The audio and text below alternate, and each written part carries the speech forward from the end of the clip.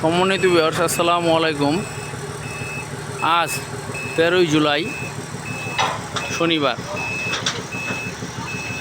আমি আজ দেখাতে যাচ্ছি আশুলিয়া ঢাকা আশুলিয়া এলিভেটেড এক্সপ্রেসওয়ের 128 নম্বর পিলারের ফর্মওয়ার্ক সেট করা হচ্ছে। সেটাই যে ফার্স্ট সেগমেন্ট মানে 6 মিটার ঢালাই করা হবে, সেটার ফর্মওয়ার্ক সেট করা হচ্ছে।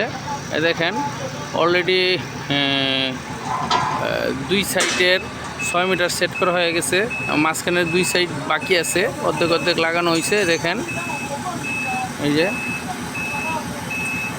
এটা হলো গিয়ে 128-এর পাইল ক্যাপের উপরে রিভার কেস বাঁধা হয়েছে।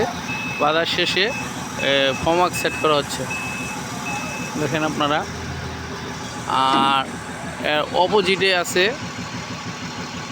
129 নম্বর পিলার, যেটা পায়ার ক্যাপ করার জন্য স্ক্যাফোল্ডিং সেট করা হয়েছে বা প্ল্যাটফর্ম সেট করা হয়েছে। ওই যে উপরে দেখেন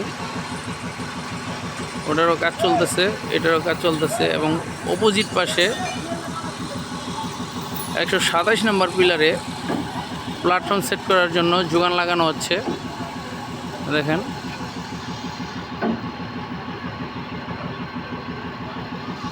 দেখতেই পাচ্ছেন 60 টন ক্রেন দ্বারা যোগান বসানো হচ্ছে।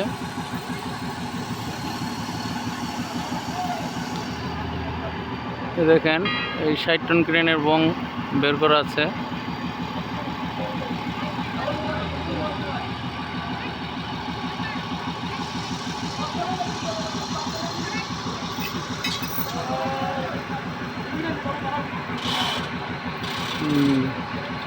কাজ দ্রুত গতিতে এগিয়ে চলছে। এটা সামনের আর 2 বছরের মধ্যে এটা হ্যান্ড ওভার করা যায়, তার জন্য এই কাজটা চাইনিজরা করতেছে।